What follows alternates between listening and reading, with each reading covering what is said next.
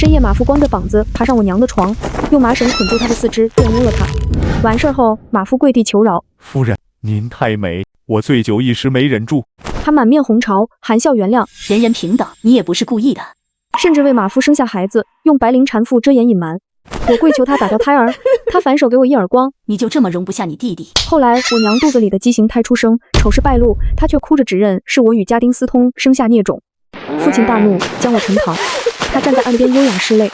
再睜眼回到他剛顯懷那天，白绫才纏上腹部。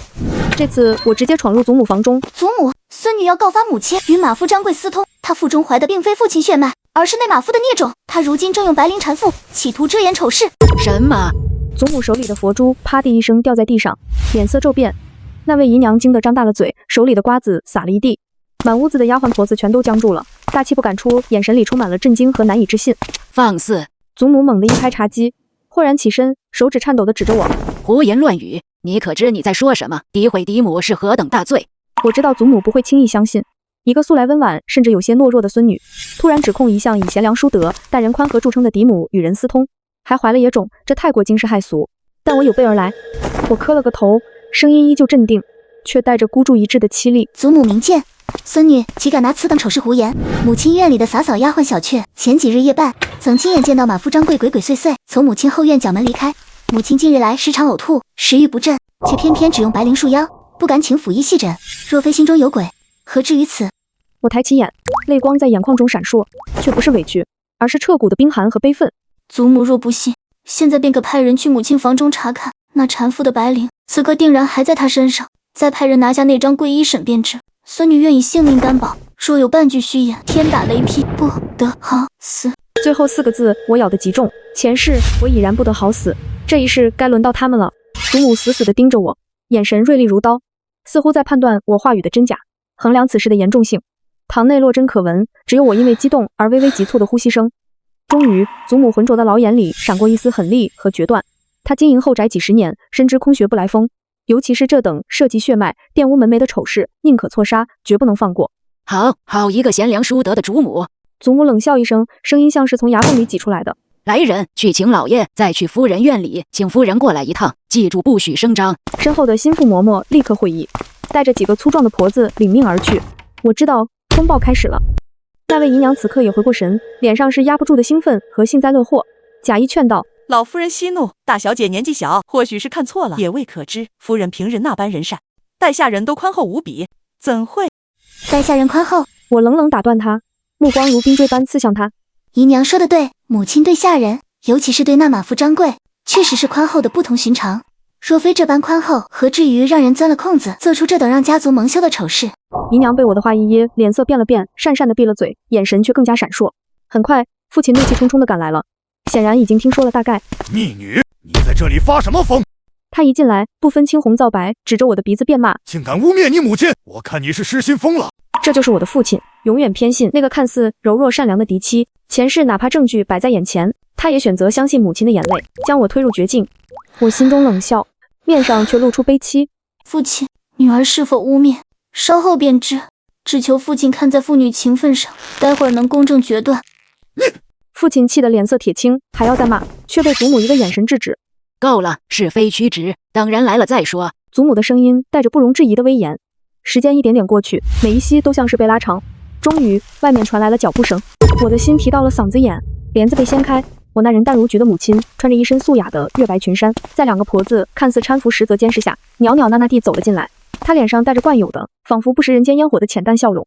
見到堂內情形，似乎有些訝異，柔聲道：“母親，老爺，這是怎麼了？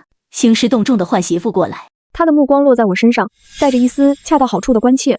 晚丫頭也在，可是又淘氣惹祖母生氣了。看着她這副渾然天成、優雅高貴的模樣，再想到前世她指認我時那梨花帶雨的虛偽面孔，以及我沉塘時她拭淚的冷漠，我胃裡一陣翻江倒海的惡心。祖母沒說話，只是冷冷地打量着她，目光最終落在她雖然寬鬆，但仍能看出些許不自然弧度的腹部。父親搶先一步，怒道：“還不是你這個好女兒，竟敢胡言亂語，污蔑你與馬夫私通，還說你這肚子裡懷的是孽種，真是豈有此理！”母親臉上的笑容瞬間僵住，血色以肉眼可見的速度從她臉上褪去，變得慘白如紙。她難以置信地看向我，眼神裡充滿了震驚、受傷，還有一絲一閃而過的慌亂。但很快，那慌亂就被委屈和憤怒取代。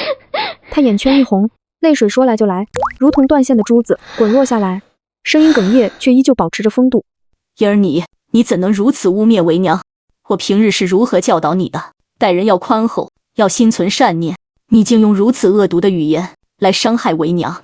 他捂着胸口，一副摇摇欲墜、傷心欲絕的模樣，看向父親和祖母。母親老爺，你們要為我做主啊！我嫁入沈家10幾年，恪守婦道，兢兢業業，對待下人亦是寬和，從未有過半分逾矩，怎會遭到如此奇恥大辱？若是前世見他這般情狀，我定然會心生愧疚，懷疑自己是否做錯。可現在，我只覺得無比諷刺。母親口口聲聲說女兒污蔑，我上前一步，目光緊緊逼視着他，不再給他任何表演的餘地。那敢問母親，您若心中無鬼，為何身子不適，卻只讓貼身嬤嬤揉按，遲遲不敢請府醫明確診治？您若坦蕩，為何近日來一反常態，開始用那緊束的白绫纏腰？難道不知孕期束縛於胎兒與母體皆是大忌嗎？我的聲音一聲高過一聲，字字誅心。還是說您根本就知道這胎兒見不得人，所以才要用白绫強行遮掩，生怕被人看出您這不足4個月卻已顯懷明顯的肚子？你胡說！母親被我連珠炮似的質問逼得後退一步，眼神閃爍，語氣也不復之前的鎮定。我只是近日脾胃脹氣，用白绫束着舒服些。顯懷，你一個未出閣的姑娘，懂得什麼顯懷不顯懷？我不懂。我冷笑。那便請府醫來驗看，再請穩婆來摸一摸脈象，看看母親您這到底是脾胃脹氣，還是有了4個月的身孕？不行！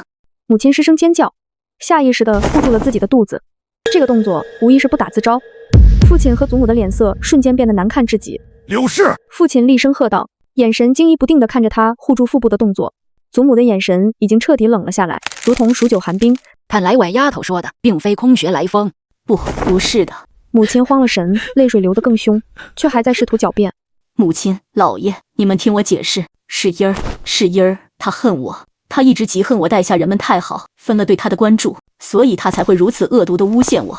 他竟然還想把髒水往我身上引，我心中恨意翻湧，正要開口，祖母卻已經沒了耐心，直接對身後的嬤嬤下令：李嬤嬤，你去給我仔細看看夫人的腰腹。是。李嬤嬤是祖母的陪嫁，手段老辣，當即上前。滾開，別碰我！母親如同被踩了尾巴的貓，猛地推開李嬤嬤，儀態盡失，尖聲叫道：你們不能這樣對我，我是清白的，我是沈家的主母。他這般激烈的反應更是坐實了心虛。父親看着他，眼神裡的懷疑終於變成了震怒和不敢置信的厭惡。清白！我看着他這副狼狽不堪的模樣，只覺得無比快意，悠悠開口，聲音不大，卻足以讓堂內每個人都聽得清清楚楚。母親若真是清白，那敢不敢讓下人現在去馬房，把那個名叫張貴的馬夫帶來，當面對質？我盯着他瞬間驚恐放大的瞳孔，一字一頓如同敲響喪鐘。問問他，3個月前的那個雨夜，他是否因為醉酒誤入了母親的後院？而母親您當時又是如何寬厚地原諒了他，甚至還與他有了這腹中的骨肉？母親的臉色在我提到張貴和雨夜時，徹底變成了死灰色。她渾身顫抖着，指着我，嘴唇哆嗦着，卻一個字也說不出來。那根一直緊繃的名為優雅和善良的弦，終於嘣的一聲斷了。她眼白一翻，軟軟地癱倒在地，竟是直接暈了過去。堂內一片死寂，只剩下父親粗重的喘息聲和祖母手中重新撿起卻捏得死緊的佛珠碰撞聲。我看着倒在地上一動不動的好母親，心中沒有半分憐憫。這僅僅只是個開始。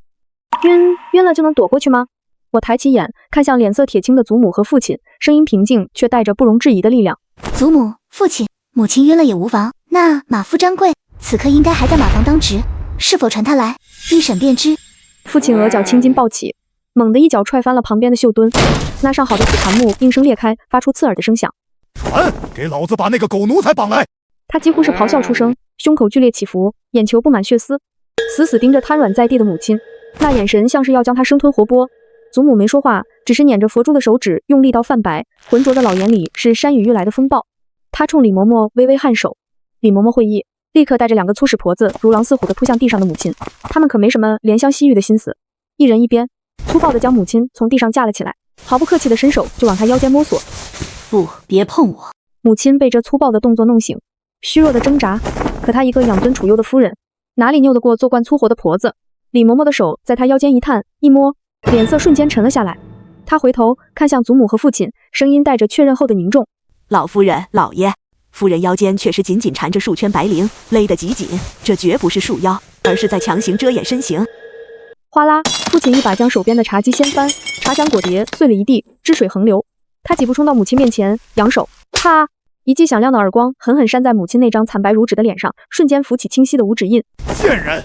父親目眦欲裂，唾沫星子幾乎噴到母親臉上。你竟真敢做出這等不知廉恥的醜事！我沈家的臉都被你丟盡了！母親被打得偏過頭去，髮髻散亂，嘴角滲出血絲。她捂着臉，淚水洶湧而出，卻不是懺悔，而是用一種近乎執拗的、帶着哭腔的委屈辯駁：“老爺，你打我，你竟為了幾句莫須有的誣陷打我！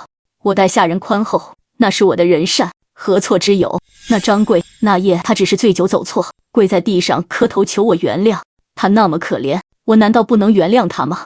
人人平等啊！”到了這個時候，他竟然還在念着他的人人平等。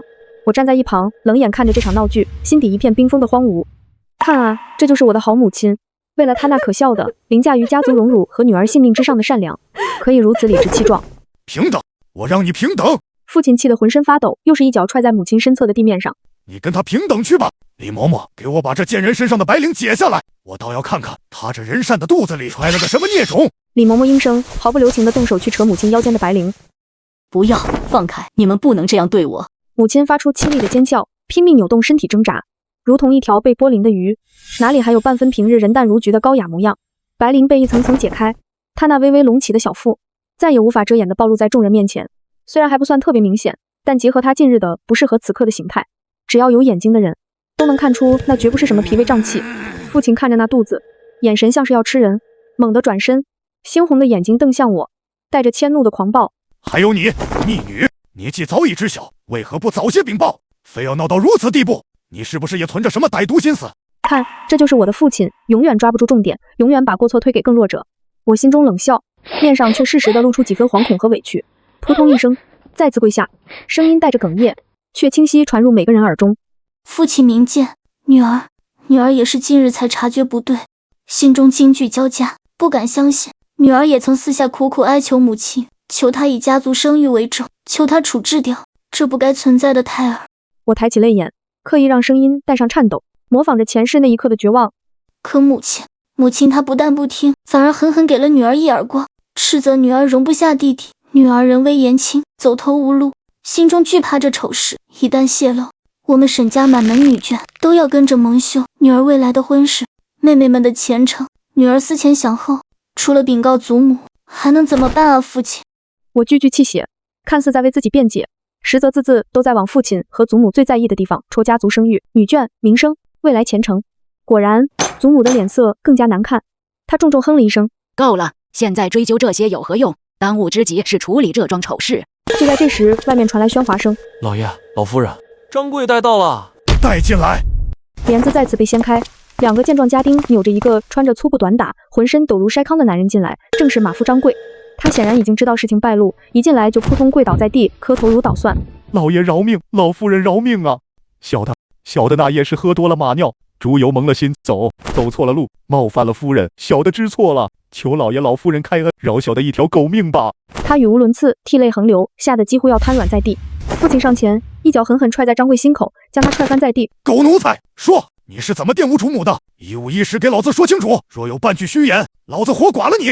張貴被踹得慘叫一聲，捂着胸口，面如土色，哪裡還敢隱瞞，斷斷續續的哭訴：“那夜雨大，小的喝多了，迷迷糊糊走錯了路，到了夫人後院角門附近，看見夫人一個人站在廊下看雨，小的鬼迷心竅，就撲了上去。”他每說一句，父親的臉色就黑一分，母親的臉色就白一分。夫人一開始是掙扎的，後來就開始主動起來，她的腰實在纏人的緊。再後來完事後，小的嚇得跪地求饒。夫人她沒叫也沒喊，反而對小的說人人平等，你也不是故意的，讓小的以後好好幹活，就當什麼都沒發生過。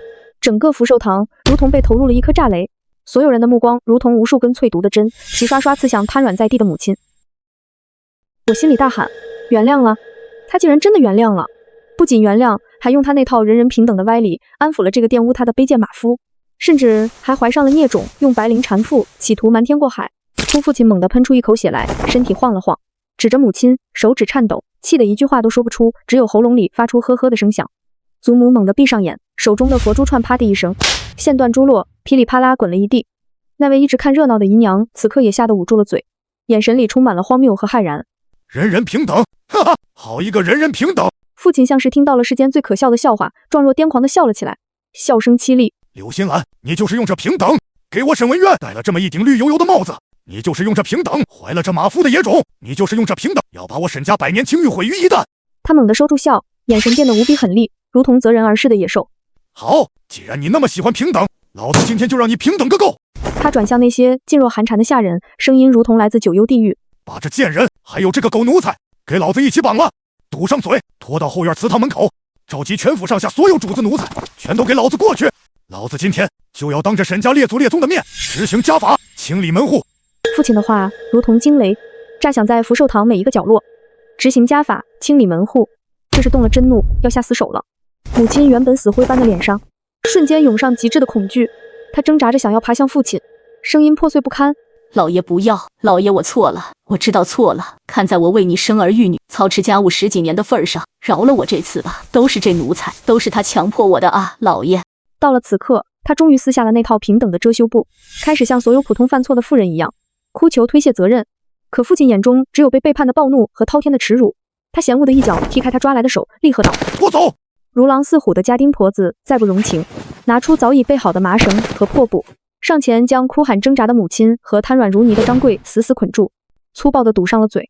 母親無地發出絕望的悲鳴，那雙總是帶着淡然笑意的眼睛，此刻只剩下巨大的驚恐和哀求。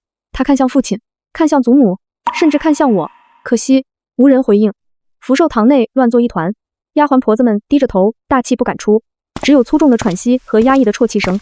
祖母由李嬷嬷扶着站起身，臉色是從未有過的凝重和疲憊。她看了一眼被拖出去的2人，又看了一眼站在原地面無表情的我，沉沉嘆了口氣：造孽，真是造孽啊！她沒再多說，被簇擁着也往後院祠堂方向走去。父親狠狠瞪了我一眼，那眼神複雜難辨，有遷怒，或許還有一絲被女兒捅破醜事的難堪，但他最終什麼也沒說，拂袖而去。那位姨娘趕緊跟上，經過我身邊時，腳步頓了頓，壓低聲音，帶着一絲快意和試探：大小姐真是好手段啊！我沒理他，只是慢慢直起身，拍了拍裙擺上並不存在的灰塵。春桃戰戰兢兢地湊過來，小臉煞白：小姐，我們要去嗎？去。我吐出一個字，聲音平靜無波：為什麼不去？我當然要去，我要親眼看着這對狗男女如何為他們那可笑的平等和卑劣的慾望付出代價。我要親眼看着我那善良的母親如何在她最在意的下人面前尊嚴掃地，顏面盡失。我要親眼看着這前世將我推向地獄的醜聞如何反過來將他們吞噬。祠堂前的空地上，此刻已經黑壓壓站滿了人，沈府上下的主子、姨娘、少爺、小姐，以及所有有頭有臉的管事、婆子、小厮、丫鬟，幾乎全被召集於此。晚到的只能站在外圍，踮着腳尖，伸着脖子，竊竊私語聲如同文瑞嗡嗡作響。所有人的目光都聚焦在祠堂台階下那被捆得結結實實、堵着嘴的2人身上。曾經高高在上、優雅端莊的嫡母夫人，此刻髮髻散亂，衣衫不整，滿臉淚痕污漬，如同最卑賤的囚犯。而他身邊是同樣狼狽、嚇得尿了褲子的馬夫張貴。這極具衝擊力的一幕讓所有人都驚呆了。天哪，夫人她真的和馬夫？和馬夫？這怎麼可能？平日裡裝的那麼清高，原來骨子裡這麼下賤。聽說她還懷了野種，用白绫纏着呢。真是知人知面不知心，這下沈家的臉可丟大了。議論聲越來越大，帶着震驚、鄙夷、幸災樂禍，還有一絲兔死狐悲的寒意。那些平日裡受過母親恩惠的下人，此刻眼神也充滿了複雜，沒人敢站出來說一句話。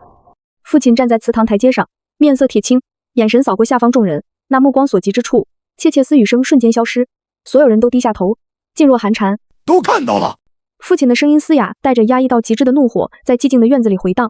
就是這個賤人，我沈文淵明媒正娶的嫡妻，枉我信任他，將後宅交與他打理，他卻不知廉恥，與這下賤的馬夫私通，誅胎暗結，還妄圖用白绫遮掩，混淆我沈家血脈。他每說一句，底下眾人的頭就更低一分，氣氛凝重的讓人窒息。此等醜事，天理難容，辱沒門風，罪無可赦。父親猛地提高音量，如同驚雷炸響。今日我沈文淵就在列祖列宗面前執行家法，以正家風。他大手一揮，來人，將這淫婦柳氏、奸夫張貴杖斃。杖斃2個字冰冷無情，宣告了最終的結局。吳母親猛地睜大了眼睛，瞳孔緊縮到極致，爆發出絕望至極的哀鳴，身體瘋狂地扭動起來，卻被身後的家丁死死按住。張貴更是直接眼睛一翻，暈死過去。褲襠處濕漉漉一片，騷臭彌漫開來，底下的人群發出一片壓抑的驚呼。幾位膽小的姨娘小姐已經嚇得軟倒在丫鬟懷裡，執行的家丁拿着碗口粗的沙威棒上前，面無表情，就在这時，一直沉默的祖母忽然開口了，聲音帶着一絲疲憊的威嚴。等等！所有人的目光瞬間聚焦到祖母身上。父親皺眉，不解地看向祖母。母親。祖母拄着拐杖，慢慢走上前，目光落在瘋狂掙扎的母親身上，那眼神裡沒有半分憐憫，只有冰冷的決斷。直接打死，太便宜他了，也髒了我沈家的地。他頓了頓，拐杖重重一頓的聲音傳遍整個院落。六世不守婦道，與人私通，懷揣孽種，罪大惡極。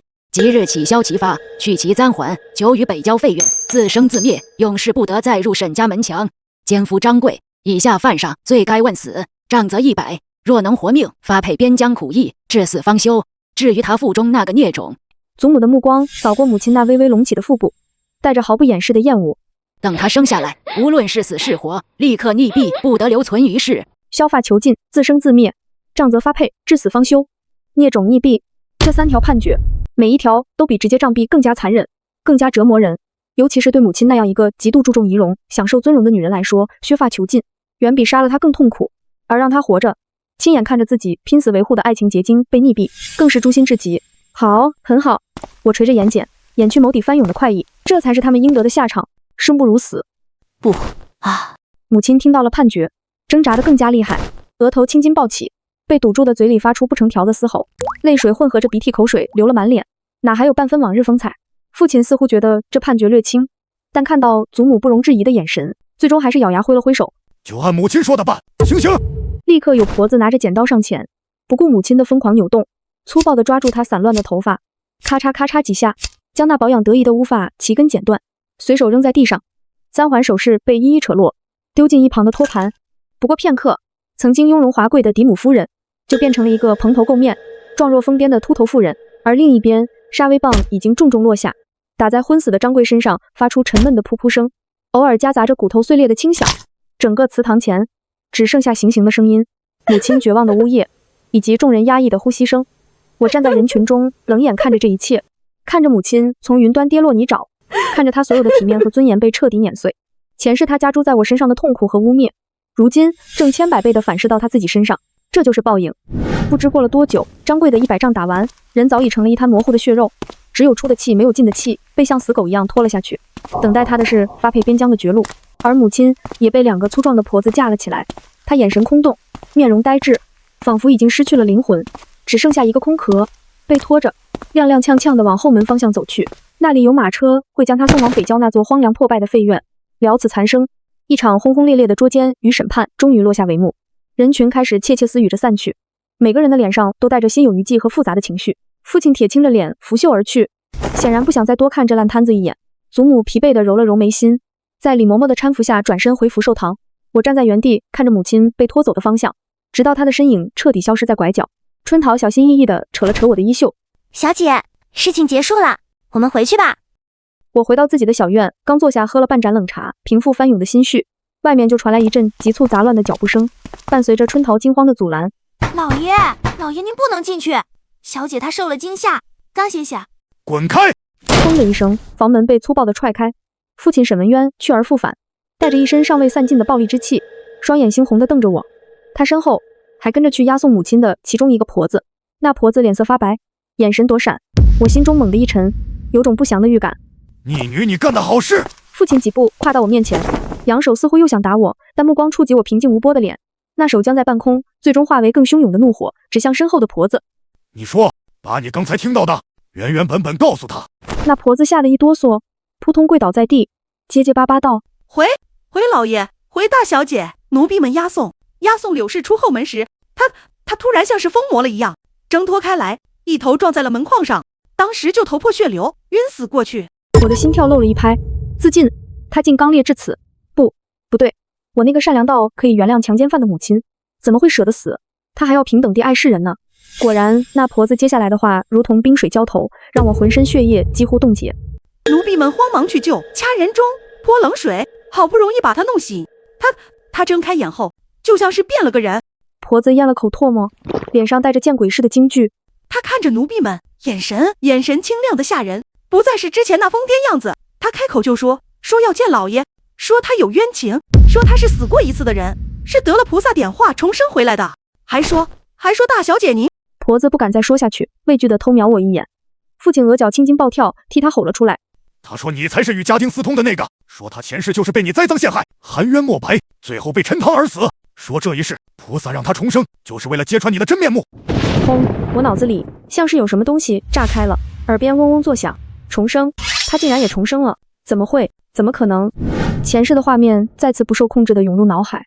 他指着我說，是他與家丁私通生下孽種時，那悲憤又帶着一絲隱秘快意的眼神。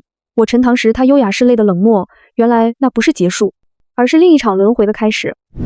巨大的荒謬感和冰冷的寒意瞬間攫住了我。我算計好了一切，算準了父親和祖母的怒點，算準了如何利用這醜聞將他徹底打入地獄，卻獨獨沒有算到，他竟然也帶着前世的記憶回來了，而且一回來就用了最狠毒、最直接的一招倒打一耙，將他前世的罪名原封不动地扣到了我的頭上。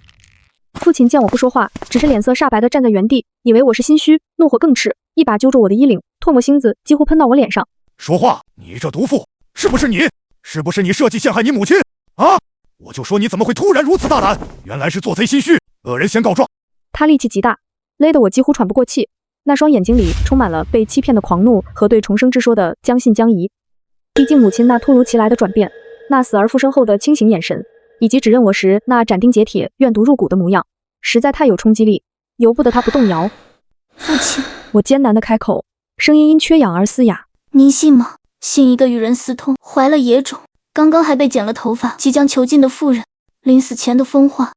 我強迫自己冷靜下來，大腦飛速運轉，不能慌，絕對不能慌。他重生是他的變數，但我佔據着絕對的優勢。醜事是真，孕肚是真，馬夫招供是真，他空口白牙的指認不過是垂死掙扎。瘋話！父親猛地鬆開我，將我灌在地上，冷笑。那你告訴我，他為何會知道陳塘？啊！我沈家處置罪婦，何時用過陳塘之刑？若非親身經歷，他如何得知？我跌坐在地，手肘磕在冰冷的地面上，一陣鑽心的疼，心中卻是凛然。是了，陳塘，前世我是被秘密處置的，除了核心的幾個當事人，外人根本不知具體細節。他此刻脫口而出，確實是個巨大的漏洞，不是他的證據。女兒不知。我抬起頭，眼中迅速氤氲出委屈又倔強的淚水，演技在這一刻攀升至巔峰。女兒從未聽過什麼陳塘，母親她定是恨極了女兒，揭穿她的醜事，才編造出如此惡毒的謊言來攀污女兒。父親，您想想，若女兒真與家丁有染，真生了孽種，女兒躲藏還來不及，怎會主動將這天大的醜事捅到祖母面前？這與理不合啊，父親。我細行幾步，抓住父親的袍角，聲音凄切。母親她素來巧言令色，最善以人善偽裝，如今失敗，不過是故技重施，想拉女兒墊背罷了。父親，您英明一世，切莫被他的臨死反撲蒙蔽了雙眼。父親的眼神閃爍了一下，顯然我的辯解合情合理，主動揭發醜聞的人，反而自己是醜聞的主角，這確實說不通。就在這時，外面又傳來通報聲，祖母身邊的李嬤嬤來了。李嬤嬤進門，看到屋內情形，眉頭微不可察地蹙了一下，然後恭敬地對父親道：老爺，老夫人聽聞柳氏醒來後胡言亂語，攀污大小姐，特讓老奴過來傳話。他頓了頓，聲音平穩無波。老夫人說柳氏罪證確鑿，馬夫親口招供，孕肚眾人親眼所見，此乃鐵案，不容狡辯。至於其臨死前的瘋癲之語，不過是妄圖攪亂人心、拖人下水的惡毒之計，當不得真。老夫人請老爺即刻將柳氏送出府去，不得延誤，以免橫生枝節，玷污門庭。祖母的態度明確而強硬，她不在乎母親是不是重生，她只在乎沈家的顏面已經因為這件醜聞受損，必須快刀斬亂麻，將污點徹底清除。任何節外生枝都是她不能容忍的。父親臉上閃過一絲掙扎，祖母的威望和決斷，他向來是敬畏的，可母親那句重生和陳塘，像一根刺扎在他心裡。李嬤嬤又道：老夫人還讓老奴提醒老爺，大小姐年歲已不小，與林家的婚事正在议定關頭，若此時傳出什麼不好的風聲，於大小姐與沈家都是百害而無一利。林家，我的未婚夫家，雖然只是初步議親，但林家親貴，是父親極力想要攀附的門第。祖母這是在用我的婚事，用沈家的前途敲打父親。果然，父親神色一震，眼中的猶豫褪去大半。他看了一眼跪在地上楚楚可憐的我，又想到母親那無法洗刷的污點，最終咬了咬牙。知道了，回復母親，我這就處理。他煩躁地揮揮手。李嬤嬤躬身退下，父親深吸一口氣，像是下定了決心，對地上的婆子喝道：還愣着幹什麼？把那瘋婦立刻給我拖出府去，堵上嘴，不許她再胡言亂語。是。婆子连滾爬爬地跑了出去。父親又冷冷地瞥了我一眼，那眼神複雜難辨，帶着未消的怒氣和一絲不易察覺的審視。你最好安分點，若讓我查出你真有什麼不軌。他沒說完，但威脅之意不言而喻。隨即拂袖而去。房間裡終於只剩下我一個人，我癱坐在地上，後背驚出了一身冷汗，手腳一片冰涼。好險，真的好險！若不是祖母及時派人施壓，若不是扯出林家婚事這面大旗，父親恐怕真的会被母親那重生的鬼話動搖。我那個好母親啊，真是到死都不忘拉我墊背。不，她沒死，她重生了，帶着對我的刻骨仇恨回來了。我慢慢從地上爬起來，走到窗邊，看着外面灰蒙蒙的天空。北郊廢院，削髮囚禁，這樣的懲罰對於重生歸來的他夠嗎？不，遠遠不夠。他知道未來會發生什麼，他知道我的弱點，他知道父親的疑心和祖母的底線。他就像一條潛伏在暗處的毒蛇，雖然被打斷了7寸，但只要一口氣在，就隨時可能反撲，給我致命一擊，絕不能讓他有喘息之機。我攥緊了拳頭，指甲深深嵌入掌心。母親，這一世你我皆從地獄歸來，那就看看誰能笑到最後。春桃，我輕聲喚道。春桃紅着眼睛，怯生生地走進來。小姐，去。我聲音低沉，帶着不容置疑的冷厉。想办法打听一下北郊废院那邊是誰在負責看守，還有母親柳氏被送过去時具體情形如何？春桃愣了一下，似乎不明白我為何還要關心那個害我的罪人，但她不敢多問，連忙點頭。是，小姐，奴婢這就去。春桃打聽消息還沒回來，府裡關於夫人重生喊冤的風聲卻已經像長了翅膀一樣悄無聲息地傳開了。儘管父親和祖母下了嚴令封口，但當時在場婆子丫鬟眾多，總有幾個管不住嘴的。一時間，下人们看我的眼神都透着一股古怪的探究。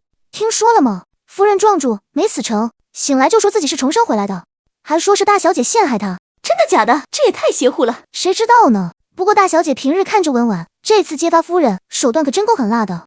噓，小聲點兒，不要命了。流言蜚語如同暗處的苔蘚，在陽光照不到的角落瘋狂滋生。我去給祖母請安時，明顯感覺到福壽堂的氣氛比往日更凝重幾分。祖母捻着佛珠，看似平靜，但眉宇間籠罩着一層揮之不去的陰鬱。她只例行公事般問了我幾句，可還靜着，好生歇着，便讓我退下了，一句多餘的話都沒有。我知道祖母不信母親的鬼話，但她厭惡任何可能影響沈家聲譽的不穩定因素。我的果斷揭發，在維護門風的同時，也給她留下了心思深沉的印象。從福壽堂出來，迎面撞見了打扮得花枝招展的趙姨娘和她所出的二妹沈明珠。趙姨娘一見我，立刻用帕子掩着嘴，誇張地哎呦一聲：“這不是我們大小姐嗎？哎呦，真是可憐見的，受了這麼大委屈，還要被那起子黑了心肝的貪污。”她話裡話外透着假惺惺的同情，眼神卻閃爍着幸災樂禍的光。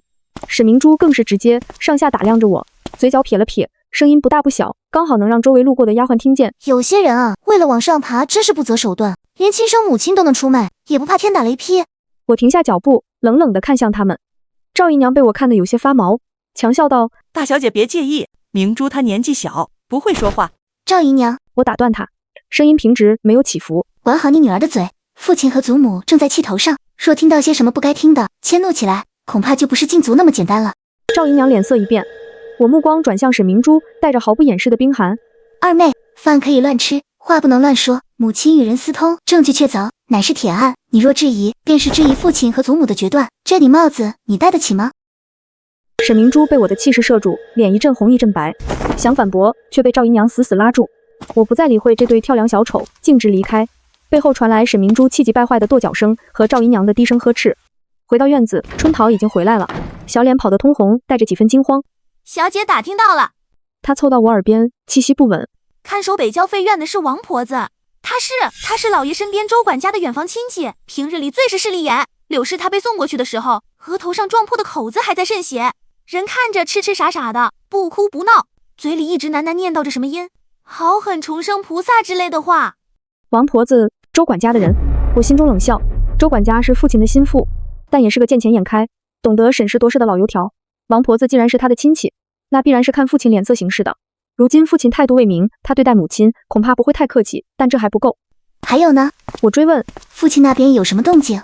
春桃壓低聲音：奴婢偷偷問了老爺書房外伺候的小厮，他說老爺下午一個人在書房裡待了很久，摔了一套茶具。後來周管家進去了一趟，出來時臉色不太好看。再後來老爺就讓小廚房燉了一盅參湯，說是讓人悄悄給北郊廢院送去。參湯，我的心猛地一沉，像是被一隻無形的手狠狠攥緊。父親他竟然心軟了。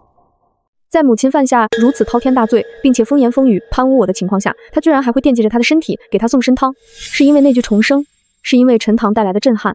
還是因為他內心深處對那個陪伴了他10幾年的女人，終究存着一絲舊情。無論哪一種，對我而言都是極其危險的信號。母親只是剛剛被送過去，父親就动了惻隱之心。若讓他在废院裡緩過氣來，利用他重生的先知和那份楚楚可憐的姿態，一步步軟化父親，那後果不堪設想，絕對不能讓他有翻身的機會。我深吸一口氣，強迫自己冷靜下來。憤怒和恐慌解決不了問題，父親此舉說明他內心極度矛盾。他信了母親的罪，卻又被他臨死反撲的冤屈攪亂了心神。他現在就像一棵搖擺不定的牆頭草，任何一點風吹草動都可能改變他的方向。我必須在他徹底倒向母親那邊之前，再添一把火，一把讓他徹底厭惡、斷絕所有念想的火。春桃，我眼中閃過一絲決絕。你去找外面的人散個消息出去，記住要做的隱秘，絕不能讓人查到我們頭上。小姐您吩咐。我凑近他，用只有2人能听到的声音，一字一句道：就說马夫张贵在受刑时曾吐露不止一次与主母私会，主母甚至曾赏过他贴身玉佩以定情。再說主母腹中胎兒，据稳婆暗中断言，因母親孕期心緒不宁，又強行束缚，恐怕是個畸形。春桃倒吸一口涼氣，眼睛瞪得溜圓。小姐，這玉佩的事有沒有不重要？我冷冷道：重要的是人們願意相信什麼。私會多次，贈送貼身信物，這比一次意外的原諒更令人作嘔，坐實了母親的不堪。而畸形胎的傳言更是精準地戳中了父親和祖母最忌諱的點，血脈污穢，不祥之兆。這2劑猛藥下去，我看父親那終身湯還送不送得下去。奴婢明白了。春桃雖然害怕，但還是咬牙應下，匆匆離去。我獨自坐在房中，指尖冰涼。我知道散播這樣的流言有損陰德，也會進一步損害沈家的名聲，但我別無選擇。母親的重生打亂了我所有的步驟，將我逼到了懸崖邊上。對敵人仁慈，就是對自己殘忍。前世的下場歷歷在目，我不能再重蹈覆轍。接下來的2天，府內表面風平浪靜，但暗流愈發洶湧。關於母親與馬夫多次私會、贈與信物以及胎兒可能是畸形的流言，如同瘟疫般在沈府各個角落蔓延。下人們看我的眼神從探究漸漸變成了同情，偶爾還夾雜着對母親更深的鄙夷。真沒想到夫人竟然是這種人，還人人平等呢，我看是來者不拒吧。聽說那孩子可能是個怪胎，真是造孽哦。老爺這2天臉色難看得嚇人。果然，父親書房裡再沒有參湯送出，相反，他下令加強了北郊廢院的看守，明確吩咐沒有他的命令，任何人不得探視，亦應飲食用度按最低標準供給。祖母那邊也傳來了消息，他以靜心養性為由，將趙姨娘禁足半月，理由是治下不嚴，縱容流言。這無疑是對趙姨娘和沈明珠那日挑釁的敲打，也是在變相的警告府中所有人閉嘴。形勢似乎再次向我傾斜，但我深知這只是暫時的。只要母親還活着，還頂着沈夫人的名頭，還擁有重生這張底牌，她就永遠是個威脅。我必須想辦法讓她這個夫人的名分徹底消失。就在我苦思冥想如何推動父親寫下休書時，一個我意想不到的人回府了。我在花園裡散心時，遇到了剛從外面回來的三弟沈明軒。他是已故孙姨娘所出，今年15，性子有些孤僻，平日多在書院讀書，與府中眾人都不算親近。他見到我停下腳步，規規矩矩地行了個禮。大姐姐。我微微頷首。三弟回來了。他抬起頭看了我一眼，那眼神不像其他人帶着探究或同情，反而有種複雜的了然。他忽然低聲飛快地說了一句：大姐姐，北郊廢院那邊這2日似乎有生面孔在附近徘徊。說完，他不等我反應，便低着頭匆匆離開了。我站在原地，心中巨震。生面孔徘徊在廢院附近，是誰？是母親重生後聯繫上的幫手，還是其他對沈家不懷好意的人？沈明軒他為什麼要告訴我這個？他是在向我示好，還是別有目的？沈明軒那句沒頭沒尾的警告，像一根細刺扎進我心裡。北郊廢院有生面孔徘徊，會是誰？母親剛被送過去，手伸不了那麼長，除非他重生後，除了怨念，還帶了別的依仗。我立刻讓春桃想辦法去查，但府外消息非他能力所及，只能囑咐他多加留意府內關於三弟和廢院的任何風吹草動。眼下更迫在眉睫的是父親的態度。那終身湯雖未送出，但他心中的天平並未完全壓死。我必須再加一把火，一把能將他最後一絲猶豫燒成灰燼的火。機會很快來了。3日後是林家夫人舉辦賞花宴的日子，林家與沈家正在議親。這場宴會，我作為沈家嫡女必須出席，而且不能有絲毫差錯。前世因為母親醜事爆發，我名聲盡毀，這場宴會成了我的羞辱場。林家後來也婉拒了婚事，這一世我絕不能讓歷史重演。赴宴前，我精心打扮了一番，選了一身月白雲紋錦裙，妝容清雅，既不過分張揚，也不失嫡女氣度。鏡中的少女眉眼沉靜，眼底卻藏着歷經生死後的冷冽。父親在前廳等我，見到我時，他眼神複雜的在我臉上停留片刻，似乎想從我身上找出什麼破綻，最終只是沉聲道：“走吧，莫讓林家夫人久等。”馬車轱辘駛向林府，車內氣氛壓抑，父女二人相對無言。林府花園姹紫嫣紅，賓客雲集。我與父親一到，便吸引了無數或明或暗的視線。顯然，沈家的醜聞早已在上層圈子裡傳開。林夫人是個面容和善但眼神精明的中年婦人，她笑着迎上來，與父親寒暄，目光落到我身上時，帶着恰到好處的打量。這位便是婉小姐吧？果真鐘靈毓秀，氣質不凡。我屈膝行禮，姿態恭謹溫婉。因兒見過林夫人，夫人謬讚了。快別多禮。林夫人虛浮一下，笑容無懈可擊，但我能感覺到她目光深處的審視。她拉着我的手，看似親切，實則是在近距離觀察我的神態舉止，是否有其母之風，是否因家變而失態。周圍那些世家夫人小姐們的竊竊私語，如同文瑞般鑽進耳朵。瞧他那樣，倒像是個沒事人似的。家裡出了那樣的醜事，他怎麼還有臉出來見人？聽說就是他親自告發自己母親的，心腸可真硬。林家怕是要重新考慮這門親事了吧？我垂着眼瞼，仿佛什麼都沒聽見，嘴角依舊掛着得體的淺笑，與林夫人對答如流，舉止從容。我知道，此刻我越是鎮定，越是表現得與母親的不堪截然不同，就越能打消他們的疑慮。父親在一旁，臉色有些僵硬，顯然也聽到了那些議論。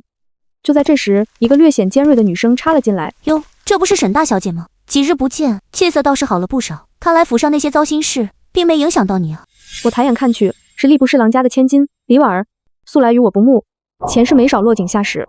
他這話一出，周圍瞬間安靜下來，所有人都豎起了耳朵。父親臉色一沉，正要開口，我卻搶先一步，抬起眼，目光平靜地看向李婉兒，聲音清晰柔婉：“老李小姐掛心，家門不幸，母親行差踏錯，父親與祖母已依家法嚴懲，以正家風。為人子女雖心痛難當，卻也更知需謹言慎行，恪守本分，方能不負父親祖母教誨，不墮沈家清譽。”我語氣不卑不亢，既承認了家醜，又點明以嚴肅處理，更表明了自己堅守本分、維護家族的態度。一番話滴水不漏，直接將李婉兒那點挑釁噎了回去。李婉兒沒想到我會如此直接回應，一時語塞，臉色漲紅。林夫人眼中閃過一絲讚賞，拍了拍我的手背：“好孩子，難為你了，如此明事理，識大體。”她轉頭對父親笑道：“沈大人叫女有方啊。”父親的臉色這才緩和了些，略帶複雜的看了我一眼。我知道這一關我暫時過了。我在林夫人和其他賓客面前，成功塑造了一個受害卻堅強、顧全大局的嫡女形象。然而，就在宴會氣氛逐漸回暖時，一個林家僕從匆匆走來，在林夫人耳邊低語了幾句。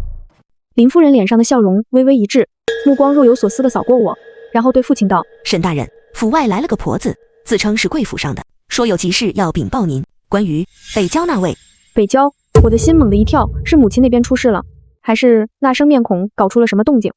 父親的臉色瞬間變得難看，他顯然也想到了某種可能，眼神惊疑不定地看向我。周圍剛剛平息下去的議論聲再次隱隱響起。北郊是那個？這時候來報信，難道又出了什麼幺蛾子？看來沈家這醜事還沒完啊！父親深吸一口氣，對林夫人拱手：“夫人見諒，容在下失陪片刻。”他跟着仆從匆匆離去。我站在原地，感受到四面八方投來的充滿探究和幸災樂禍的目光，手心沁出冷汗。母親，你又想做什麼？父親這一去，許久未歸，賞花宴的氣氛變得微妙起來。方才那些還帶着幾分同情或讚賞的目光，此刻又染上了懷疑和審視。李婉兒之流更是毫不掩飾臉上的得意，交頭接耳，聲音不大，卻足夠刺耳。看吧，我就說沒那麼簡單，肯定是那柳氏又鬧出什麼了。咦，真是陰魂不散。沈家這臉今天算是丟到林家來了。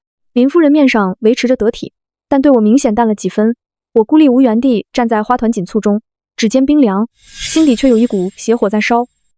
我知道，一定是母親，她絕不會甘心在廢院等死。那生面孔，那急報，都是她反撲的信號。不知過了多久，父親終於回來了。他的臉色鐵青，透着壓抑到極致的黑沉，眼神裡翻滾着震驚、暴怒，還有一絲難以置信的狂喜。跟我回去。我心中警鈴大作，若母親又鬧出醜事，她該是憤怒才對。那絲狂喜從何而來？我強作鎮定，向林夫人告退。回府的馬車裡，氣壓低得讓人窒息。父親緊閉雙眼，胸膛劇烈起伏，手緊握成拳。我按捺住心中的驚濤駭浪，不敢開口。馬車剛停穩，父親猛地睜開眼，眼底血色嚇了我一跳。他一把掀簾跳下，厲聲喝道：“周管家！”周管家連忙上前：“人都控制起來了。”回老爺，那婆子和那邊来報信的人都扣在偏院了，绝走漏不了消息。好，你也过來。我跟着父親和周管家一路疾行，不是去書房，而是直接去了祠堂。祠堂內燈火通明，祖母竟也已端坐在上首，臉色是前所未有的凝重，甚至帶着一絲驚疑。見我進來，祖母的目光銳利地落在我身上，仿佛要將我看穿。母親。父親對着祖母行禮，聲音帶着壓抑不住的顫抖。人帶來了，事情恐怕是真的。到底怎麼回事？祖母的聲音沉肅。那婆子報的信一字不漏，再說一遍。周管家上前一步，躬身道：老夫人，老爺，看守废院的王婆子來報，說柳氏今日清晨突然腹痛不止，像是要小產。慌亂之下，他拿出了一枚玉佩，說是老爺您的生母先頭那位老夫人的遺物，求王婆子務必送到老爺手中。说此玉佩關係重大，能證明他的清白，更能預示我沈家未來的潑天富貴。先頭老夫人的遺物，潑天富貴，我如遭雷擊，渾身血液瞬間逆流。怎麼會？老夫人的遺物，母親怎麼可能會有？前世直到死，我也從未聽聞此事。父親猛地從懷裡掏出遺物，攤在掌心，那果然是一枚成色極好的羊脂白玉佩，雕刻着繁複的纏枝連紋，中間嵌着一小塊罕見的血紅翡。燈下看去，那紅色竟隱隱流動，宛如活物。這玉佩我確實在祖母留下的畫像中見過，是她的心愛之物，隨她下葬了才對。怎麼會出現在母親手裡？母親，您看！父親激動的聲音都變了調，將玉佩遞到祖母面前。這紋飾，這血翡，卻是您當年描摹給兒子看過的，生母的隨身之物無疑。柳氏他說他是重生之人，前世含冤而死，菩薩念他委屈，賜他機緣重生，並托夢告知他此玉佩下落。說此玉佩乃大氣運之物，關聯着一處前朝藏寶之地，得之可富可敵國。藏寶圖，我腦子裡嗡的一聲，幾乎站立不穩。荒謬，太荒謬了！母親她竟然編造出了這樣一個彌天大謊，什麼重生托夢，什麼前朝寶藏，這簡直……可看着父親那激動到近乎癲狂的眼神，看着祖母盯着玉佩那驚疑不定的目光，我知道他們信了，至少是動搖了。在巨大的肉眼可見的利益面前，什麼醜聞，什麼綠帽，都顯得微不足道了。他還說了什麼？祖母的聲音帶着一絲不易察覺的急切。周管家咽了口唾沫，繼續道：柳氏還說，寶藏線索就在玉佩之中，需沈家血脈在特定時辰以心頭血滴入血翡，方能顯現。他說他自知罪孽深重，不敢求恕，只求老爺看在此驚天秘密的份上，容他生下孩兒，那孩兒亦是沈家血脈，或可開啟寶藏。砰！我只覺得天旋地轉，眼前陣陣發黑，好狠好毒的一招。他不僅用藏寶圖這畫出來的大餅吊住了父親和祖母，更是將他腹中那個本該被溺斃的孽種變成了可能開啟寶藏的鑰匙。如此一來，誰還敢動他？誰還敢動那個孩子？父親猛地看向我，眼神裡充滿了狂熱和一種難以言喻的複雜。兒兒，你聽見了嗎？寶藏，前朝寶藏，若得此寶藏，我沈家何愁不幸？你我的前程。父親，我失聲打斷他，聲音尖銳的刺耳。你醒醒，這分明是他的詭計，他為了活命，為了那個野種編造出的謊言，什麼重生托夢，什麼前朝寶藏，根本子虛烏有。那玉佩說不定是他早就偷藏起來的。閉嘴！父親厉聲呵斥，臉上因激動和慾望而扭曲。你懂什麼？這玉佩卻是我生母遺物，早已隨葬，他如何偷得？若非菩薩托夢，他如何得知？你就是嫉妒你母親得了機緣，嫉妒他可能為我沈家立下大功。嫉妒，我嫉妒他。無邊的荒謬和冰寒將我淹沒。我看着父親那被貪婪吞噬的嘴臉，看着祖母沉默卻顯然異動的神情，一股徹骨的絕望湧上心頭。權勢富貴果然能蒙蔽人的雙眼，顛倒黑白。文淵，祖母終於開口，她摩挲着那枚玉佩，眼神深邃。此事關係重大，寧可信其有，不可信其無。他的話如同最後的判決。父親臉上露出狂喜。母親說的是。祖母目光轉向我，帶着不容置疑的威嚴。因而今日之事，出此祠堂，不得再對外人提起半字。至於你母親，即日起挪回府中靜養，一應待遇。按夫人就立，待她產子之後，再行驗證寶藏真偽。按夫人就立，靜養。那我呢？我之前的揭發算什麼？我受的委屈算什麼？那鐵證如山的醜事，就這麼輕飄飄的被一塊不知真假的玉佩，一個荒誕的寶藏謊言徹底抹去了。我看着祠堂裡列祖列宗的牌位，看着眼前被貪婪蒙心的父親和祖母，忽然很想放聲大笑。原來在絕对的利益面前，所謂的家族聲譽，所謂的血脈清白，都不過是個笑話。祖母，父親，我聽見自己的聲音，平靜的可怕。你們今日的決定，他日莫要後悔。父親皺眉，不耐地揮手。這裡沒你的事了，回去歇着吧。記住，管好你的嘴。暴雨傾盆，砸在青石板上濺起冰冷的水花。我渾身濕透的回到自己的院子。春桃见状嚇了一跳，慌忙拿來乾爽的衣物。小姐，您这是怎么了？老爷他看着我蒼白如紙的臉色和眼底翻涌的寒意，聲音戛然而止。我任由他替我擦拭，一言不發，心臟像是被浸泡在冰水裡，收縮着，疼痛而麻木。父親和祖母的決定，如同最鋒利的刀刃，將我對這個家最後一絲微弱的期待給斬斷了。利益，只有利益。為了那虛無縹緲的寶藏，他們可以毫不猶豫地犧牲真相，犧牲我，甚至可能犧牲沈家的未來。小姐，奴婢剛才聽說……春桃猶豫着，壓低聲音：老爺下令將柳氏從北郊接回來了，就安置在他原來的蘭心院，還撥了丫鬟婆子伺候，說是靜養。果然，動作真快啊！我扯了扯嘴角，露出一抹冰冷的弧度。知道了。可是小姐，他那樣害你，憑什麼？春桃替我不平，眼圈都紅了。憑什麼？我打斷他，聲音幽冷。憑他手裡捏着一個能讓人瘋狂的寶藏。就在這時，院外傳來一陣喧鬧，夾雜着丫鬟婆子小心翼翼的奉承聲。夫人，您慢點，地上滑。丫鬟扶着一人小心走來。夫人，您身子重，仔細受了風寒。這雨大，快給夫人撐好傘。那聲音矯揉造作，卻帶着一種刻意抬高的恭敬。我走到窗邊，推開一條縫隙，只見回廊下一群人簇擁着一個身影緩緩走來，正是柳氏。她換上了一身乾淨的素色衣裙，外面披着厚實的斗篷，額頭撞傷的地方貼着膏藥，臉色依舊蒼白，但那雙眼睛不再是之前的空洞或瘋狂，而是帶着一種沉靜的，仿佛洞察一切的幽光。她微微昂着頭，在那群人的簇擁下，一步一步走向她曾經失去的蘭心院，姿態竟比以往更加人淡如菊，仿佛之前的狼狽、剪髮、囚禁都只是一場幻夢。經過我院門時，她的腳步微微一頓，目光似是不經意地掃了過來。隔着雨幕，隔着窗棂，我們的視線在空中短暫交匯，沒有怨恨，沒有挑釁，甚至沒有得意。她的眼神平靜無波，深不見底，就像一口古井，映不出絲毫情緒。可我卻清晰地感受到了那平靜之下洶湧的暗流和冰冷的殺機。她回來了，不是以戴罪之身，而是握着底牌，以一種更超然的姿態回來了。小姐，春桃在我身後，聲音帶着恐懼的顫抖。我緩緩關上了窗，隔絕了外面那令人作嘔的景象。無妨。我轉過身，臉上已看不出任何情緒。他回來也好，省得我再費心思去北郊對付他。在府裡，在這四方天地，明槍暗箭，我倒要看看誰能瞞過誰。接下來的幾日，沈府的氣氛變得極其詭異。表面上看風平浪靜，父親下令嚴禁談論之前發生的任何事，違者重罰，下人們噤若寒蟬，行事更加小心。但暗地裡，所有人的目光都聚焦在蘭心院。柳氏安心在蘭心院靜養，深居簡出。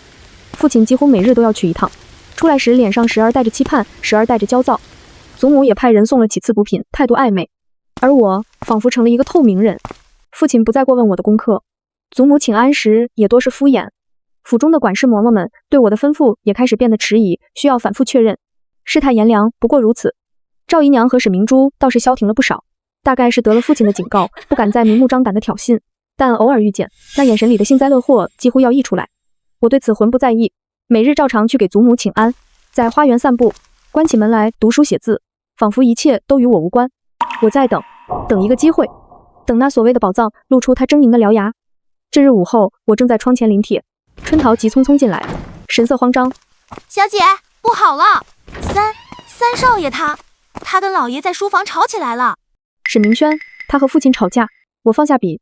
所謂何事？奴婢聽得不真切，好像三少爺是為了生母孫姨娘祭田的事去求老爺，不知怎麼的就提到了柳夫人。三少爺說柳夫人是沈家的根源，讓老爺清醒些。然後老爺就大發雷霆，說三少爺忤逆不孝，把他趕去城外的莊子撕過去了。孫姨娘的祭田，我記得孫姨娘是病故的，她的嫁妝和祭田一直由宮中打理。莫非是父親動了這筆錢，是為了貼補蘭心院的開銷，還是為了那虛無縹緲的寶藏做準備？沈明軒性子古怪，但並非衝動無腦之人，他敢為了祭田之事頂撞父親，甚至直指柳氏，恐怕不只是為了生母那麼簡單。他之前提醒我廢院有生面孔，現在又被發配莊子，我隱隱覺得這個庶弟似乎知道些什麼。小姐，三少爺這一走，府裡可就……春桃憂心忡忡。沈明軒雖不管事，但他的存在本身就是對柳氏的一種無形制約。如今他被遣走，柳氏在府中更是無人能治了。禍福無門，為人自照。我淡淡道：由他去。打發走春桃，我看着窗外，心思轉動。父親對寶藏的執念越來越深，幾乎到了走火入魔的地步。柳氏穩坐釣魚台，利用這執念將自己重新捧上高位。祖母冷眼旁觀，權衡利弊。沈家就像一艘被蛀空的大船，正在駛向一片布滿暗礁的海域，而我不能坐以待斃。柳氏最大的倚仗就是那枚玉佩和所謂的寶藏秘密。如果這倚仗消失了呢？與其眼睜睜看着他們作死，連累我一起沉淪，不如放手一搏。我鋪開一張信紙，沉吟片刻，提筆蘸墨。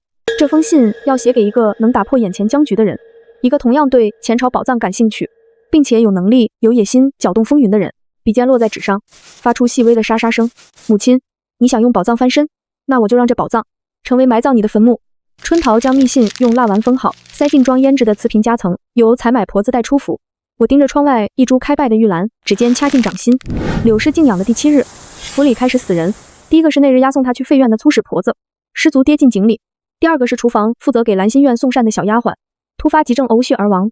父親下令徹查，周管家帶着人裝模作樣轉了一圈，回報說是意外。意外？我捻着指尖的芙蓉糕，冷笑，糕點是新來的廚娘特意孝敬的，帶着一股不該有的甜膩杏仁味。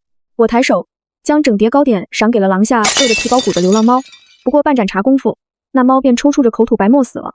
春桃嚇得臉無人色，抖着嘴唇，小姐，他們竟敢！他有什麼不敢？我用帕子慢条斯理擦着手指。如今他懷着沈家的希望，莫說毒死個把丫鬟，便是當場殺了我，父親也只會幫他遮掩。正說着，院外傳來趙姨娘尖利的哭嚎聲：“天殺的賤婦，你還我明珠！”我示意春桃出去打聽。片刻後，她白着臉回来：“二小姐，臉上起了大片紅瘡，潰爛流膿。府醫說是沾染了不乾淨的花粉，可二小姐的丫鬟說，昨日只有蘭心院送了一盆罕見的西府海棠。”我眸光一冷，沈明珠不過是嘲笑了她幾句，她便下此毒手。那下一個是不是該輪到我了？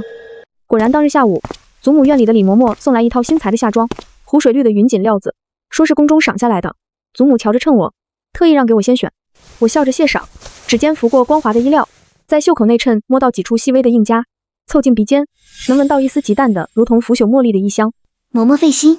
我讓春桃抓了一把金瓜子塞給李嬷嬷，狀若無意道：“這般好料子，我年紀輕壓不住，倒更適合母親養胎穿，還請嬷嬷轉成母親，便說是我的一片孝心。”李嬷嬷推辭幾句，終究拗不過，捧着衣上去了。隔日便聽說柳氏穿了那身新衣在院中賞花，不過片刻便腹痛如絞，裙下漸紅，蘭心院亂成一團。父親連夜請了太醫，灌下幾碗猛藥，才勉強保住胎。可惜了。我聽着春桃的回報，輕啜一口清茶，那衣料上浸的是南洋秘藥纏絲繞，遇旱則發，初期症狀如同動胎氣，日後才會慢慢侵蝕肌理，令人纏綿病榻。本是為我準備的厚禮，原樣奉還而已。經此一事，柳氏似乎暫時收了手，蘭心院沉寂下來。但我知道，這不過是暴風雨前的寧靜，他失了先手，必定會加快寶藏計劃的推進。3日後，父親下朝回府，臉色亢奮的異常，直奔蘭心院。不到半個時辰，整個沈府都接到命令，3日後亥時，所有主子齊聚祠堂，舉行祭祖大典。祭祖？春桃不解，非年非節的，祭什麼祖？我看向蘭心院方向，唇邊凝起冰霜。他等不及了，他要借着祭祖之名，行血匪認主之實，也好，是該做個了斷了。祭祖前3日，沈府氣氛凝重如鐵。父親下令封府，所有下人嚴禁出入，連採買都由他的心腹親隨一手操辦。蘭心院更是被圍得鐵桶一般，連只蒼蠅都難飛進去。我知道父親這是怕了，怕消息走漏，怕寶藏被外人覬覦，更怕柳氏和那位出事的孩子有任何閃失。他已經被貪婪徹底吞噬，不惜賭上整個沈家。祭祖前夜，我病了，額頭發燙，渾身無力。府醫來看過，說是染了風寒，需靜養。父親聞訊趕來，站在我院門外，隔着門簾，語氣帶着不耐和一絲不易察覺的放鬆：“既病了，明日便好生歇着，不必去祠堂了。”我虛弱地應了一聲。他停頓片刻，又道：“言，你素來懂事，待明日父親得了那潑天富貴，定不會虧待你。”我聽着他遠去的腳步聲，心底一片冰冷。不會虧待，是賞我一條全屍，還是給我個病故的下場？亥時將至，整個沈府寂靜無聲，唯有祠堂方向燈火通明。我換上夜行衣，如同鬼魅般潛出院子，借着廊柱陰影，悄無聲息地靠近祠堂。我知道一條通往祠堂偏殿的密道，是兒時偶然發現的，連父親都未必知曉。偏殿與正殿僅一牆之隔，透過雕花木格的縫隙，能將正殿情形看得一清二楚。沈家列祖列宗的牌位前，香煙繚繞，祖母端坐上首，臉色肅穆；父親站在香案旁，神情激動又緊張，雙手因期待而微微顫抖。柳氏穿着一身寬大的素白祭服，更顯得腹部隆起。他臉色依舊蒼白，但眼神平靜，甚至帶着一種悲天憫人般的超然。他手中捧着那枚羊脂白玉佩，雪翡在燭光下流轉着妖異的光澤，趙姨娘、沈明珠以及其他幾位庶出子女戰戰兢兢地跪在下方，大氣不敢出。吉時已到。周管家尖着嗓子喊道。父親深吸一口气，上前一步，從袖中抽出一把寒光閃閃的匕首。柳氏适时開口，聲音空靈：夫君莫怕，只需3滴心頭血，滴入這血匪之中，先祖庇佑，寶藏線索自會顯現。父親眼神狂熱，毫不猶豫地用匕首劃向自己左腕，鮮血瞬間湧出，滴落在玉佩之上。1滴、2滴、3滴，所有人都屏住了呼吸，死死盯着那枚玉佩。血珠落在溫潤的白玉和妖異的血匪上，緩緩滑落，留下幾道蜿蜒的血痕。然後什麼都沒有發生，沒有光華大作，沒有地圖顯現，玉佩依舊是那塊玉佩，除了沾染血跡，毫無變化。祠堂內死一般的寂靜，父親的臉色從激動變為愕然，再變為焦躁。怎麼回事？為何沒有反應？柳氏眉頭微蹙，但很快舒展，語氣帶着篤定。許是時辰略有偏差，或是血脈之力不夠精純，夫君不如讓母親。夠了！一聲冷喝打斷了他。祖母拄着拐杖站起身，臉色陰沉的能滴出水來。柳氏，你還要裝神弄鬼到幾時？母親，我……柳氏還想辯解。閉嘴！祖母厉聲道，目光如刀刮過他。什麼菩薩托夢，什麼前朝寶藏，老身派人查過了，這枚玉佩根本不是什麼祥瑞之物，它是前朝妖妃蘇妲己被賜死時的陪葬品。史書記載，此玉蘊含怨咒，得之者必遭橫禍，家族傾覆。他猛地將一本泛黃的古籍摔在地上，你自己看。父親踉蹌一步，撿起那本書，翻到折角的一頁，只看了一眼，臉色瞬間慘白如紙，手抖得幾乎握不住書。不可能！他喃喃道，猛地抬頭看向柳氏，眼神充滿了被欺騙的狂怒。毒婦，你竟敢拿這等邪物來誆我！柳氏臉上的平靜終於碎裂，露出一絲慌亂，但旋即強自鎮定。夫君莫要聽信一面之詞，這定是有人嫉妒，故意偽造史料。嫉妒！我推開偏殿暗門，緩緩走了出去，聲音在寂靜的祠堂裡格外清晰。母親說的是我嗎？所有人的目光瞬間聚焦到我身上，充滿了震驚。燕兒，你不是病着？父親愕然。女兒若真病得不能起身，又如何能親眼目睹這場鬧劇？我走到眾人面前，目光直視柳氏。母親，你口口聲聲菩薩托夢，可知菩薩也會降下警示？你可知你口中這大氣運之物，最近卻讓接觸過她的王婆子莫名暴斃，讓蘭心院的草木一夜枯萎。我頓了頓，聲音拔高，帶着徹骨的寒意。因為這根本不是什麼寶藏鑰匙，這是前朝妖妃凝聚了無數枉死之人怨氣的詛咒之物，它帶來的只有血光之災，只有家破人亡。我每說一句，父親的臉色就灰敗一分，柳氏的臉色就慘白一分。你胡說，你陷害我！柳氏尖聲叫道，儀態盡失。我陷害你？我冷笑，從袖中掏出一物，那是一塊不起眼的木牌，上面刻着詭異的符文。這是從你蘭心院床下暗閣裡搜出來的南疆巫蠱之術的驗證之物，上面刻着的是父親的生辰八字。母親，你不僅要沈家的財，還要父親的命嗎？轟！父親看着那木牌如遭雷擊，猛地噴出一口鮮血，指着柳氏，目眦欲裂。毒婦，我殺了你！他狀若瘋虎，朝柳氏撲去。祠堂內亂作一團，父親掐着柳氏的脖子，雙目赤紅，恨不得將她生吞活剝。柳氏拼命掙扎，尖利的指甲在父親臉上抓出幾道血痕。趙姨娘和沈明珠嚇得尖叫躲閃，其他庶子女瑟瑟發抖。祖母氣得渾身發抖，連聲呵斥：住手！都給我住手！成何體統？周管家和幾個婆子慌忙上前，好不容易才將狀若瘋癲的父親拉開。柳氏癱倒在地，捂着脖子劇烈咳嗽，髮髻散亂，髻服也被扯破，哪還有半分人淡如菊的模樣？他抬起頭，怨毒的目光死死盯住我，如同淬了毒的蛇。沈英，你不得好死！他嘶啞的咒罵。就在這時，府外突然傳來雷鳴般的撞門聲，緊接着是兵甲碰撞、馬蹄嘶鳴以及士兵的厲聲呵斥：聖旨到，沈文淵接旨，包圍沈府，一個人都不許放走。祠堂內所有人臉色巨變，父親也瞬間從狂怒中驚醒，臉上血色盡退。怎麼回事？一個家丁連滾帶爬的衝進來，面無人色。老爺，不好了，外面來了好多官兵，是三皇子親自帶兵，把咱們府給圍了，說我們私藏前朝玉璽，意圖謀反。私藏前朝玉璽，謀反，這可是誅九族的大罪。父親腿一軟，直接癱坐在地。祖母眼前一黑，險些暈倒，被李嬷嬷死死扶住。柳氏也愣住了，顯然沒料到會有這一出。只有我靜靜地看着這一切，心中波瀾不驚。那封密信果然起了作用。三皇子野心勃勃，對皇位虎視眈眈，豈會放過前朝寶藏和玉璽這等借口？更何況我還附贈了柳氏與某些前朝餘孽暗中往來的證據。哐當，祠堂大門被粗暴地踹開，一身戎裝、面容冷厲的三皇子手持聖旨，大步踏入，銳利的目光掃過混亂的祠堂，最後落在癱軟在地的父親身上。沈文淵，你好大的膽子，竟敢私藏前朝玉玺，勾結妖人，圖謀不軌，給本王搜！如狼似虎的士兵立刻衝了進來，開始翻箱倒櫃。殿下，冤枉，冤枉啊！父親涕淚橫流，爬過去抱住三皇子的腿。是柳氏，都是這個毒婦，是他用妖玉迷惑下官，下官什麼都不知道啊！生死關頭，他毫不猶豫地將所有罪責推給了柳氏。柳氏難以置信地看着父親，眼神裡最後一點光亮也熄滅了，取而代之的是一片死寂的灰敗和瘋狂的恨意。他突然仰天大笑起來，笑聲凄厲癫狂。沈文淵，你這個廢物，蠢貨，你以為出賣我就能活命嗎？做夢！他猛地指向我和祖母，聲音尖利：殿下，民婦要揭發，沈家老夫人早就知道玉佩之事，是她默许縱容。還有沈英，她知道一切，她才是幕後主使，她恨我們所有人，她是重生。一记響亮的耳光打斷了他的話。是我用盡了全身力气，狠狠扇在他臉上，將他未尽之語全都打了回去。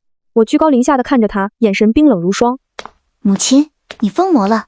為了脫罪，連重生這種無稽之談都編造得出來，還想貪污祖母和女兒，其心可誅！三皇子不耐煩地皺眉，風言風語，不必理會。搜到證據了嗎？報，殿下，在柳氏臥房暗閣中搜出前朝皇室徽記信物及與逆黨往來書信。報，在沈文淵書房搜出與邊境將領的密信。報，庫房發現大量來路不明的金銀。一項項鐵證被呈上，父親面如死灰，徹底癱軟；祖母閉目長嘆，仿佛一瞬間老了10歲。柳氏看着那些證據，先是愕然，隨即像是明白了什麼，死死地瞪着我，嘴唇哆嗦着，卻一個字也說不出來。他知道我不僅看穿了他的局，還為他布下了一個更狠更絕的死局。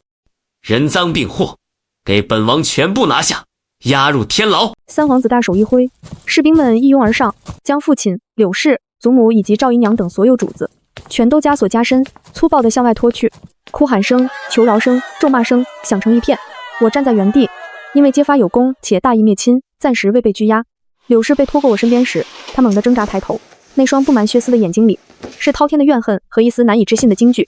沈一你不得好死！他嘶啞地重複着詛咒。我微微俯身，用只有我們2人能聽到的聲音，在他耳邊輕輕說道：母親，地獄，我回來過，這一次該你了。3日後，菜市口，沈家私藏玉玺，勾結逆黨一案，證據確鑿，龍顏震怒，判斬立決。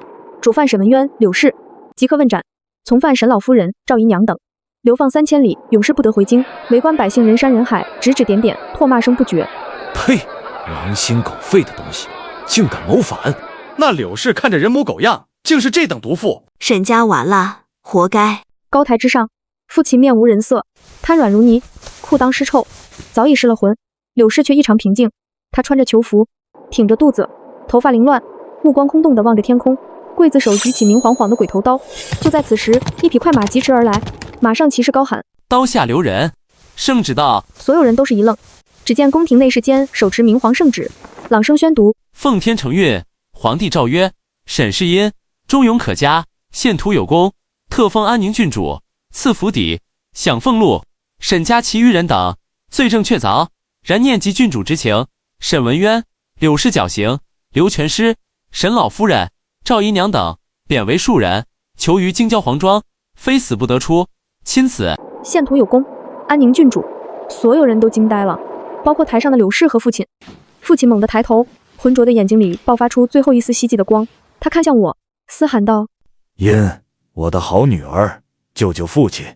父親知道錯了，都是那個毒婦逼我的。